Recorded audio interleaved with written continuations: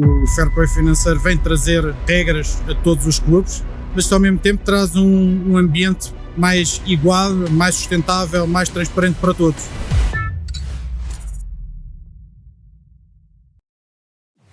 Olá pessoal, de novo aqui no ETEX Studio, um momento provido pela AWS para a gente. Muito obrigado mais uma vez a esse parceiro nosso de tanto tempo, importante para a gente. E o papo de agora, ano de Copa do Mundo, eu não podia perder a oportunidade de trazer um amigo português para discutir um pouquinho sobre futebol e como o futebol vem se modificando e criando novas oportunidades. Então o futebol sempre, acredito que vai ser durante muito tempo, se não para sempre, é uma paixão. Mas aos poucos ele vem se tornando cada vez, deixando de ser amador, se tornando cada vez mais um modelo de negócio. Um modelo estruturado, onde receitas, investimentos se tornam cada vez mais como se fosse uma empresa. E aqui não tem ninguém melhor que vive isso no dia a dia, Nuno, diretor de desenvolvimento e tecnologia de um dos maiores clubes do mundo. Eu sou suspeito para falar, porque é um time que eu admiro e acompanho há muito tempo, Benfica. Isso sabe, já te falei, né? Isso causa para mim um problema em Portugal, né? Exato. Porque eu vivo no Porto e eu digo, torço pro Benfica. Não, mas o time da cidade é o Porto, é o Benfica. Temos muitos adeptos no Porto. Muito bom te ter aqui, junto com a gente, vivendo esse VTEX Day. Não sei se é a primeira vez que tu vem no VTEX Day, imagino que sim. Sim, é a primeira vez. E agradeço o convite, um grande evento para partilhar de experiências. Estou a gostar. Muito obrigado por estar aqui. Então, a ideia aqui é um bate-papo, a gente falar um pouquinho disso que é uma paixão para nós brasileiros, para vocês também. Eu sei que a gente estava falando agora com o pessoal da Salsa, a gente tem uma relação cultural muito próxima, muito ligada, nossa raiz é a mesma, e o futebol faz parte disso. Né? Faz parte. Como é que para ti, um português, e a gente teve, depois eu quero falar da tua experiência no estádio de futebol brasileiro, eu tenho um espaço só para isso, tá? Okay. Mas quando a gente está falando, para nós o futebol é uma coisa que está no nosso ADN, no nosso DNA. Tu chega no meu estado, a primeira coisa que te pergunta é Inter ou Grêmio? Não, tu não tem a opção de ser qualquer outra coisa, é uma pergunta que se faz de origem. Como é que é a relação do português, a relação cultural do português com o futebol?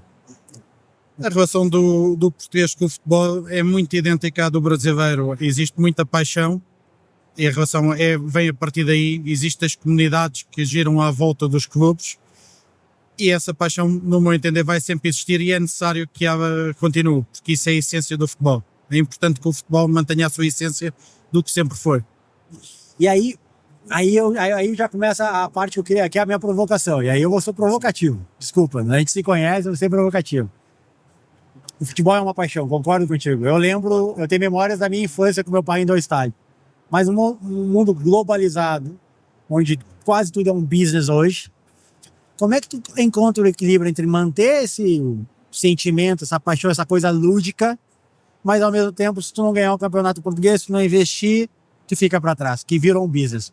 Como é que tu equilibra isso, essa paixão, essa coisa mais, vamos lá, mais amadora e o futebol cada vez mais profissionalizante, não só dentro do campo, mas também fora, nos bastidores?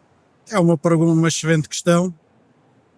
Eu diria que é ao mesmo tempo um grande desafio, uma grande responsabilidade. O futebol tem que manter a sua essência porque é isso que levou as pessoas a seguir determinada instituição. Isso acontece também nas marcas. As pessoas identificam-se e criam a sua identidade com alguma coisa. Portanto, independentemente do crescimento e do mundo competitivo em que vivemos, é evidente que vamos ter que gerar novas receitas para ser competitivos. Isto está a acontecer, os maiores clubes do mundo estão a aumentar receitas de uma forma estrondosa. Nós temos que também fazer o mesmo, mas ao mesmo tempo a paixão estará sempre na essência do clube. É nisto que eu pessoalmente acredito e acho que o futebol vai se manter assim. Porque quando se perder a identidade, e há alguns exemplos de clubes que já podemos ver globalmente, quando perde a identidade, tornam-se mais difíceis de gerir e de crescer. Sim, mas esse é um movimento que a gente fala assim de profissionalização do futebol, pelo menos eu falando do futebol brasileiro agora. Tá? Eu já estou fora do Brasil, já tenho tempinho, mas na Europa eu acho que esse movimento de profissionalização ele já acontece há mais tempo, não? Sim, esse é um movimento que já aconteceu, já está institucionalizado, os clubes hoje acabam por ser profissionais, precisamente por isso, os clubes têm que gerar receitas, têm que estar preparados para ganhar e não ganhar e continuar a sua atividade. Portanto, ao mesmo tempo, a paixão e temos que oferecer as melhores experiências aos nossos sócios e adeptos, portanto, isso é... E é uma coisa curiosa, a gente vem falando já e e várias vezes a gente já se encontrou por aí, conversou. A receita do futebol já não é mais a bilheteria e tampouco só a venda do jogador. Isso faz parte da receita, tem um papel importante, mas há outras fontes de receitas agora que o clube começa a explorar, né? Sim, há receitas de match day, há receitas de sponsorship, o ticketing continua a ser uma fonte de receita muito importante para os clubes, há os direitos de televisão, é público, são essencialmente, os clubes vêm diversificando as suas fontes de receita, precisamente para que possam crescer e continuar a oferecer as melhores experiências que os adeptos e sócios pretendem. E sabe que tem uma coisa curiosa, uma dessas fontes de receitas que eu nunca tinha imaginado que seria possível, nunca me passou na cabeça, admito a minha falta de imaginação aqui. A Cláudia Costa, trabalha com a gente na VTEX, portuguesa, foi dar de presente ao seu marido uma estadia no hotel do Benfica. Eu falei, como assim no hotel do Benfica? Ela, não, existe um hotel todo customizado, personalizado. Sim, o Benfica teve a sua sede durante vários anos num edifício no centro de Lisboa. Esse edifício degradou-se ao longo do tempo e houve agora a decisão de transformá-lo num hotel e hoje é mais um ponto de contacto com a marca Benfica e no centro da cidade. É isso que eu acho interessante, sim. Esse fair play financeiro que a gente tem hoje, fair play financeiro que a gente tem hoje, ele obriga os clubes a serem criativos nessa forma de buscar novas fontes de receita para que possam continuar investindo no futebol. É verdade. O fair play financeiro vem trazer aqui regras a todos os clubes, mas ao mesmo tempo traz um ambiente mais igual, mais sustentável, mais transparente para todos. Eu vejo isso como uma evolução natural do futebol, como qualquer indústria, cada vez que quando começa a crescer tem mais regulação, e aqui não é muito diferente, e há que transformar estas limitações em oportunidades, e nós estamos a ver, nomeadamente no campo da sustentabilidade, vamos criar organizações mais sustentáveis possivelmente no futuro. E aí agora entrando na parte que eu te falei que eu tinha um espaço separado aqui, até fui olhar minha pergunta de novo, sobre a diferença de Brasil e Portugal. Tu acompanhou com a gente agora recentemente um jogo do São Paulo pela Sul-Americana. Vivenciou a entrada do estádio, o churrasquinho de gato, tudo certinho. Qual é a grande diferença que tu vê hoje nessa tua experiência? E aí a gente já falou, a gente já fosse em vários estádios da Europa, futebol inglês, Premier League. Tu acompanha o Benfica nessa jornada toda dentro de Champions League e tudo mais. Quando tu vem pra cá, estádio brasileiro, realidade brasileira, te mostra qual é a grande diferença que tu vê, assim? O que te chamou a atenção? Olha, eu vou responder ao contrário, eu vi algo muito semelhante com o que acontece, nomeadamente nos países latinos, uma grande paixão pelo futebol, pessoas ligadas ao clube, que veem naquele momento, um momento que querem ir ao jogo, querem ganhar, uma grande ligação entre equipa e bancada, vi isso, que acho que é bastante importante, que isto é a base de todos os clubes e tem que continuar a ser a base. Eu partilhando contigo quando eu fui a primeira vez que fui no estádio português, tem duas coisas que em Portugal me chamaram muita atenção. Primeiro é o intervalo no cinema. Tá assistindo o filme do nada, intervalo. A primeira vez que aconteceu, eu falei, o que aconteceu? Todo mundo levantou para comprar pipoca e eu ali. A segundo choque cultural, digamos assim, meu, foi gol do time de Portugal. Começa a tocar uma música no estádio.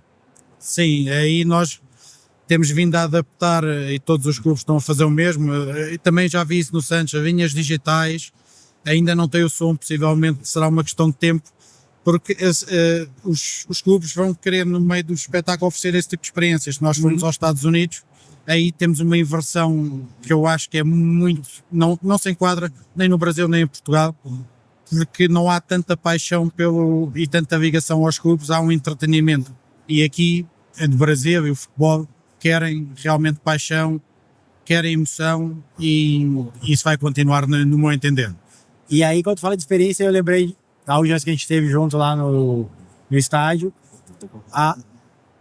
Quando a gente olha a jornada, e eu te falei isso, para mim o futebol na Europa ele é exatamente o meio termo. Acho que no Brasil a gente é muito paixão ainda, muito apaixonado, e em alguns pontos falta um pouco desse olhar mais business, mais profissionalizante.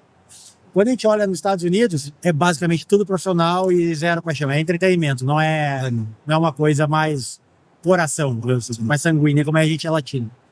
Eu acho que a Europa está no meio termo ali, ele consegue equilibrar bem isso.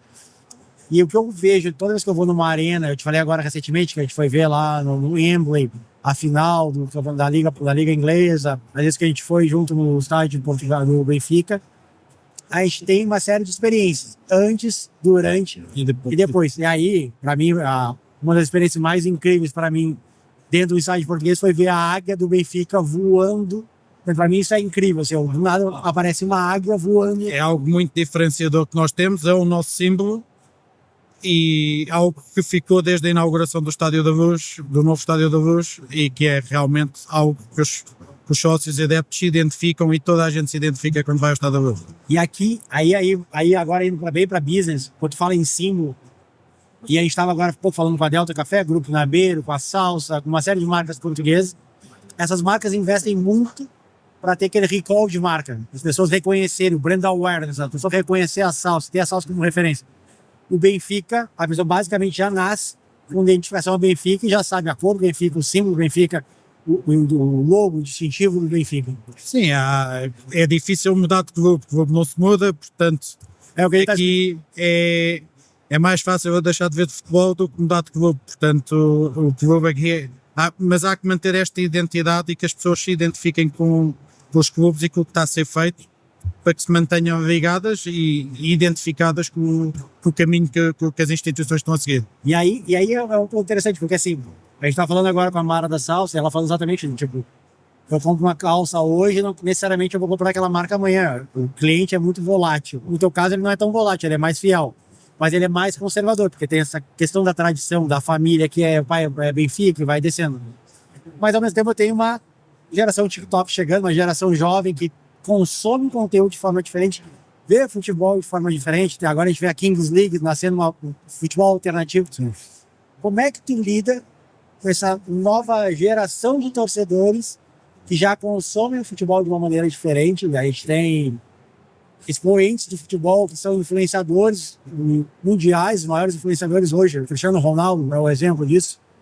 Ele ultrapassa a barreira do futebol, ele é um cara global independente do futebol.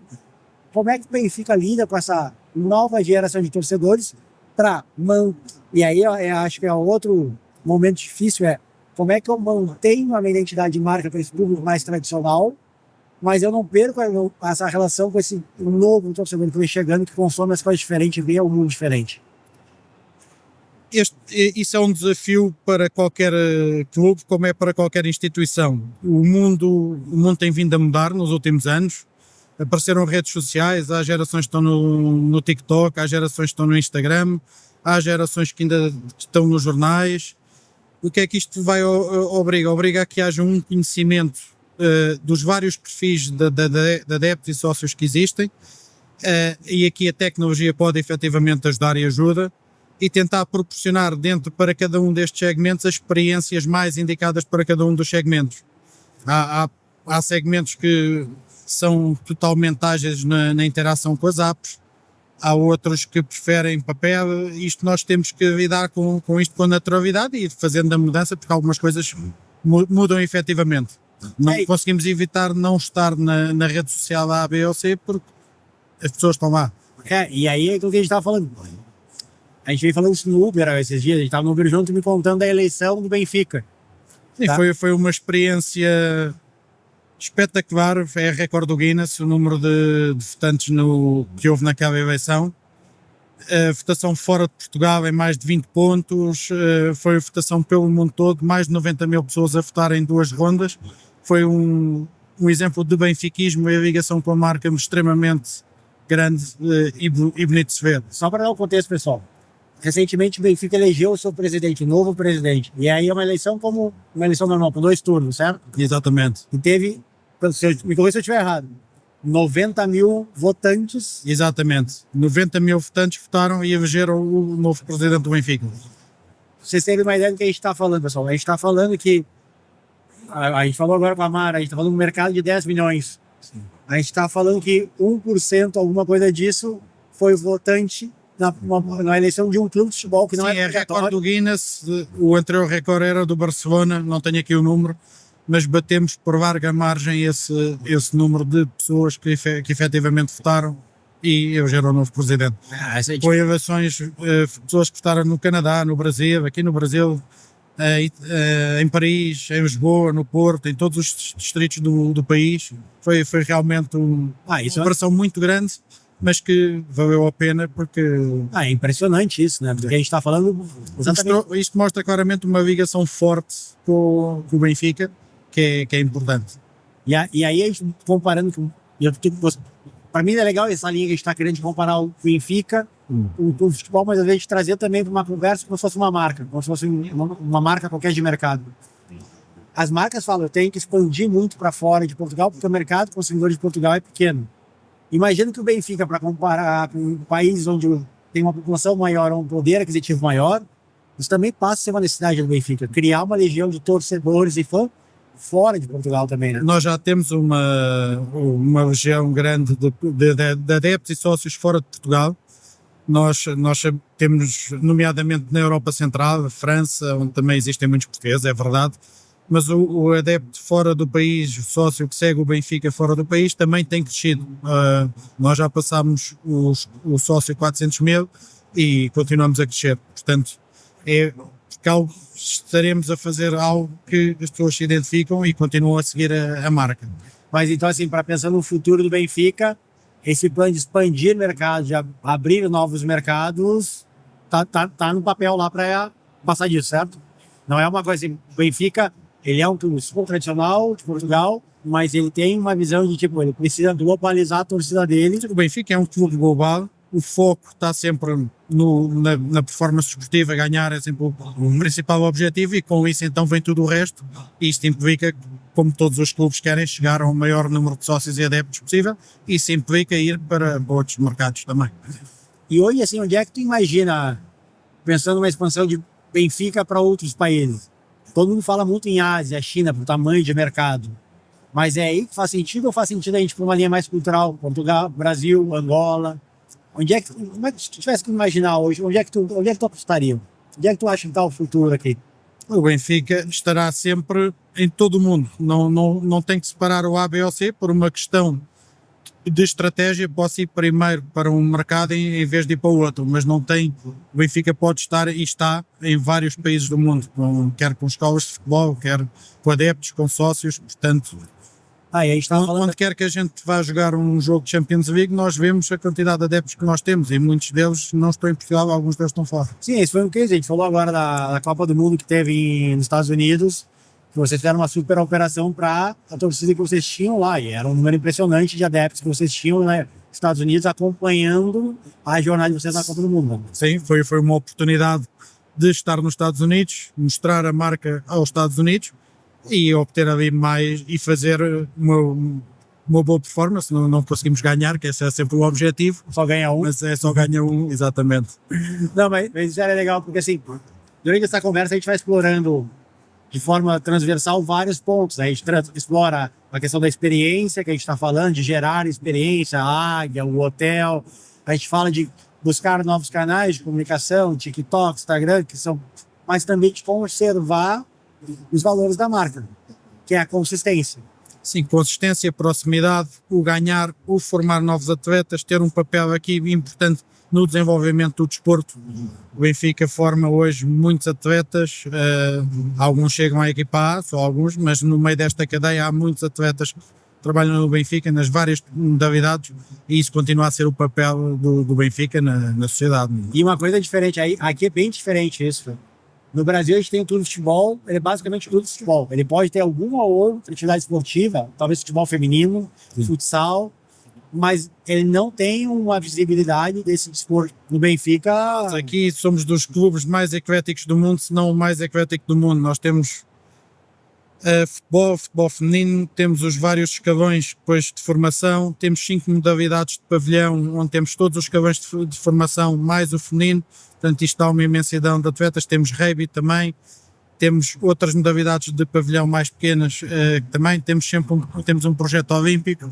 Portanto, a nível de diversidade, a nível de prática de desporto, o Benfica é capaz de ter o clube mundial com mais desportos e com mais... Eu lembro que a primeira visita que eu fiz ao estádio, eu olhei o judoca, a bicicleta, A canoa, eu vi, pô, tem isso, o atletismo, tinha vários atletas. Sim, isso é um rol que nós temos basicamente, porque do projeto olímpico surgiram medalhas olímpicas e nesse rol nós tentamos mostrar o que é que foram as proezas de cada um dos medalhados a nível olímpico.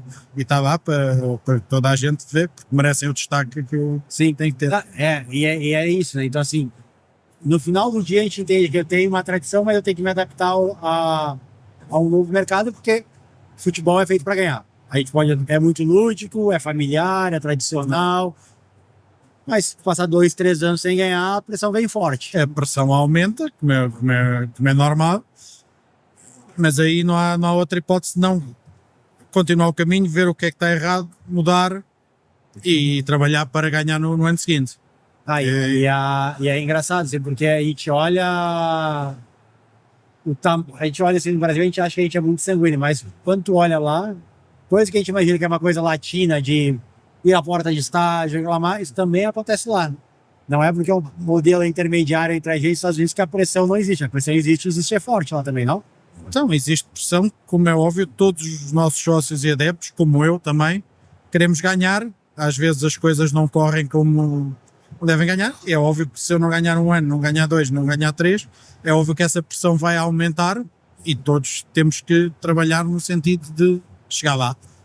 E aí eu queria te fazer uma pergunta, vou dividir ela em 2 prismas diferentes. Assim.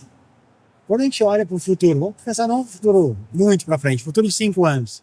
A gente já falou dos projetos que o Benfica tem para 2030, a próxima Copa vai ser dividida entre Portugal, Espanha e Marrocos.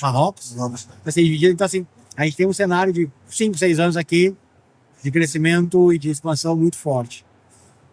Quando eu começo a olhar nesse cenário de 5 anos, o que tu imagina que vai diferenciar um clube que vai liderar essa transformação? E aí, falando dentro do campo, o que ele vai ter que ter para ser um clube em linha, topo de gama, e o que vai fazer um clube ficar para trás? Eu creio que um clube que vai liderar tem que ser um clube com uma boa capacidade de adaptação, tal como uma empresa. No mundo em que vivemos e com esta aceleração tecnológica que nós estamos a ver também, nós vivemos já episódios nos últimos anos que ninguém esperava. Vivemos uma pandemia, estamos a viver uma guerra.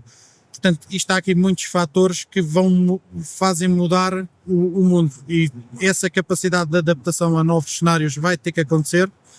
É fundamental manter os nossos sócios e adeptos identificados com a marca, bater a base da comunidade. Todos os clubes devem fazer isso e ao mesmo tempo terão que aumentar receitas de modo a que tenham capacidade de investimento e crescer. Aqui não há, mas a capacidade de adaptação, capacidade de decisão e capacidade de execução serão fundamentais para responder aos vários desafios que vão surgir aqui pela frente. Perfeito.